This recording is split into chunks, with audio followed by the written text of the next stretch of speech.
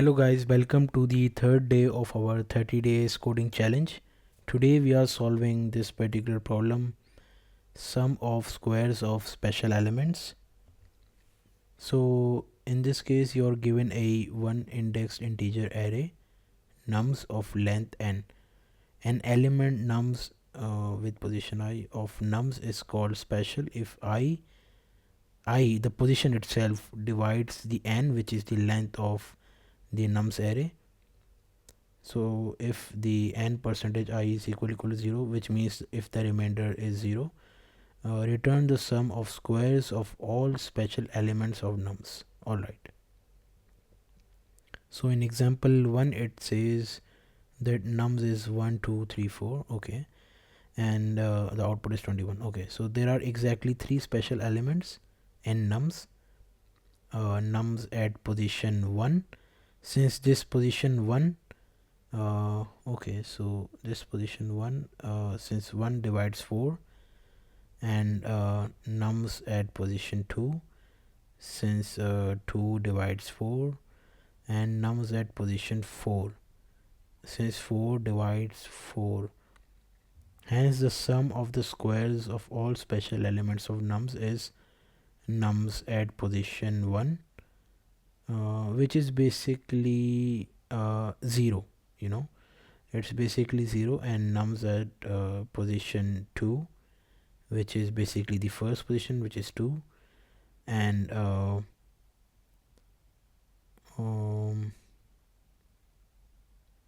okay, so and then nums at position 4, which is basically, of course, this array is of length 4, but this particular element would be 3, so that's why it says 4.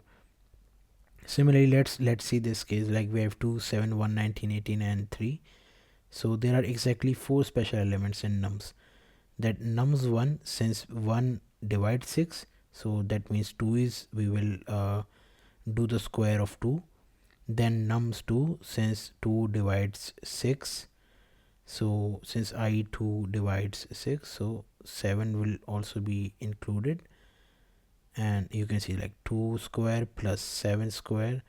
And nums at position 3, so nums at position, or you can say I3, since 3 divides 6.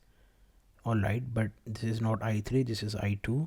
So since we are considering that I is not 0, I is 1 here, 2 here, 3 here, 4, 5, and 6. So that's why it says that 3 divides 6, so we will include this element as well. So you see that this is also included. And then 6 divides 6, so this is the 6th, so this is I6, so 3 times 3 is also included. So what we will do is, we know that in arrays index starts with the position 0, but we will loop over this array using for loop, but we will count we will count from 0 to 5, but we will assume that we can include I as a counter, and then increment it with each you can say for loop, each iteration of for loop. So first I can say integer I equals to 0, and integer sum also equals to 0, and then we can use a for loop. Integer, we can say like k equals to 0 times k is lesser than nums dot length and k plus plus plus. And then we can do is we can check if but we will keep I as 1 initial. We can initialize it as 1, so that we will check, since you already saw that we are considering like nums 1, so nums 1 it considers as 1, so, and similarly nums 1 over here it considers as 2, so which means I is equal to 1 at this position. Then this is considered as I2, I3, I4, I5, and I6. So we can initialize I equals to 1, I as 1. So if nums dot length, which is n over here, divides the I, and if it's equals to, which if it's equals to 0, the remainder is 0. So we will just we can do the sum. So sum is equal to sum plus sum plus we will take the nums at position k, which is 0. Yeah, in this case, for example, for this test case it will be 1.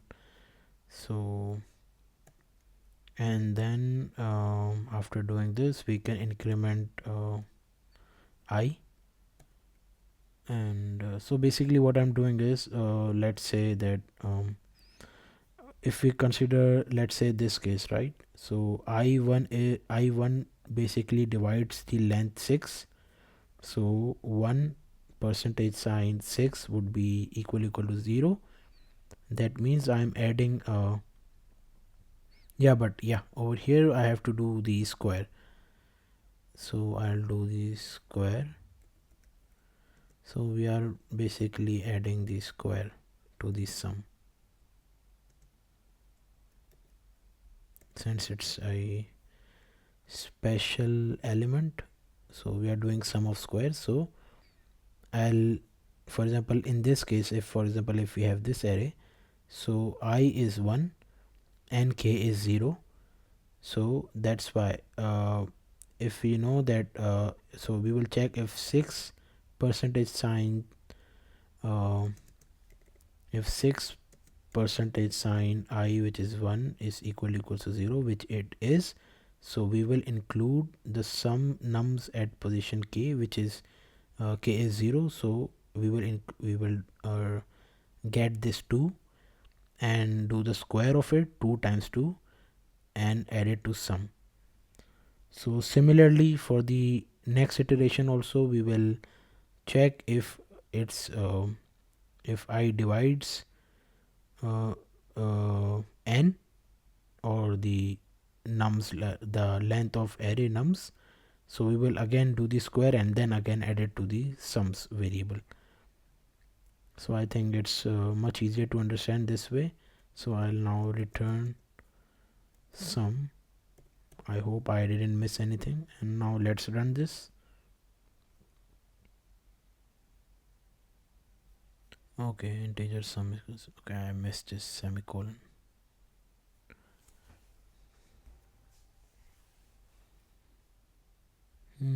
Yeah, I did this mistake as well. Okay.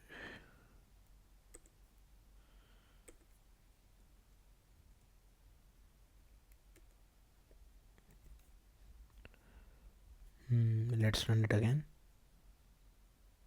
Okay, so the test case is passed. So now let's submit the solution. Okay, so we got 1 millisecond of runtime. That means our code is very efficient, and it also passed all the test cases, so which is really good. And I hope you guys understood the solution, and if not, and if you have any questions, you can ask them in the comment section, and make sure to subscribe to my channel, and see you guys in the next video.